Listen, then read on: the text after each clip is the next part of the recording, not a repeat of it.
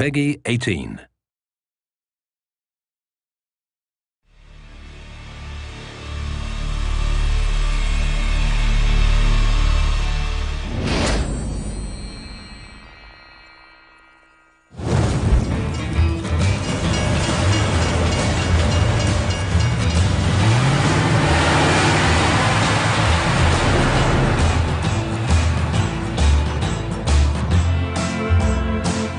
The ambition with the cutscenes is to make every single scene interesting enough in itself as something that the player would want to see. You can watch them, you get like an introduction to the level, you understand the characters a little bit more, and then you go on with the game.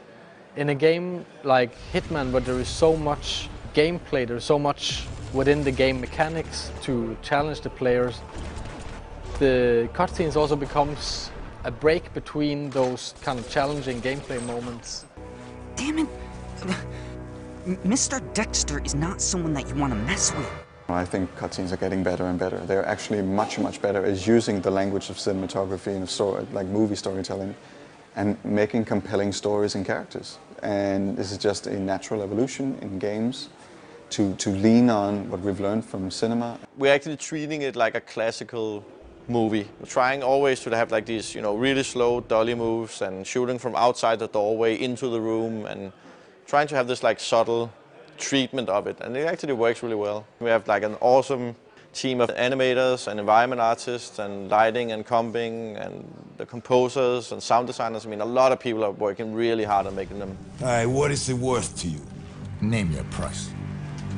If they convey a sense of motivation to play the game, and we've taken a lot of care to add that to Hitman Absolution. It's all well and good to be given a task to go and you have to take out a certain target, but if you can apply an emotional reason or a really solid motivation to do that, it just makes it more enjoyable and a lot more fun to play. Now listen to the city.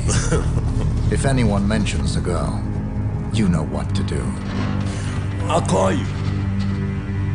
We started out wanting to do motion capture and then do voice acting separately and kind of combine this as a classical way, at least for us to produce cutscenes. But we were allowed to hire real professional Hollywood actors and do the performance capture, which is basically doing motion capture, facial capture and voice at the same time.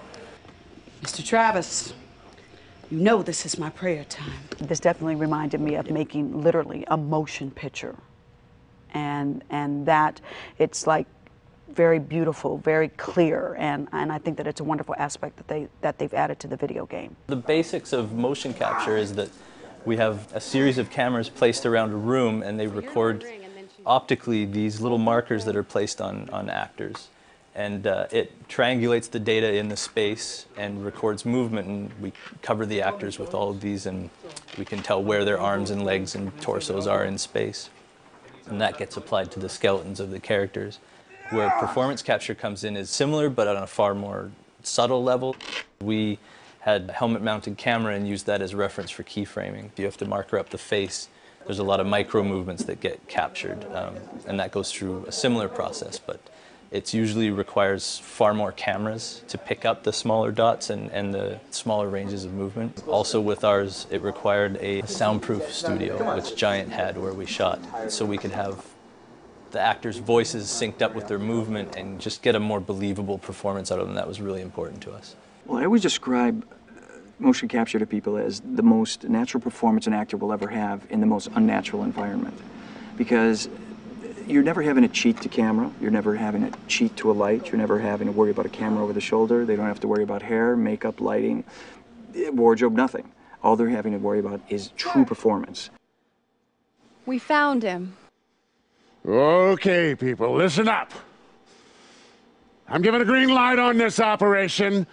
I want 47's head on a platter in front of me ASAP! The only way I can describe it is, yeah, you got the 360 because the cameras are everywhere, but you also have this monkey suit on and this silly hat with a camera sitting in front of your face. And so the focus level that it takes is unique within itself, playing a lot of technology that you're pretending is not there. So it's a whole other thing that takes some adjusting to get to. For example, just a simple thing like, see this thing right in front of your face? It's very hard to focus on the other actor if that's there, and like this character smokes. So just technically, you can't bring a cigarette up because you smack into that camera, so you have to find a way that looks cool and goes in there and does it. So it was challenging. The actors did have a lot of good suggestions, and they would say, this feels like out of character, and we'd be like, that's true, and we had a lot of back and forth. So we spent quite a bit of time on working with their voices, on getting a little deeper into the characters, like giving them some layers to the performances. The physicality and the origin of it is very much on the actors' shoulders, but from that point on, the animators' involvement in it shouldn't be really sold short. They add a huge amount of emotion and of physicality and everything to the scene. Wait. I heard you. You want me to snatch some chick?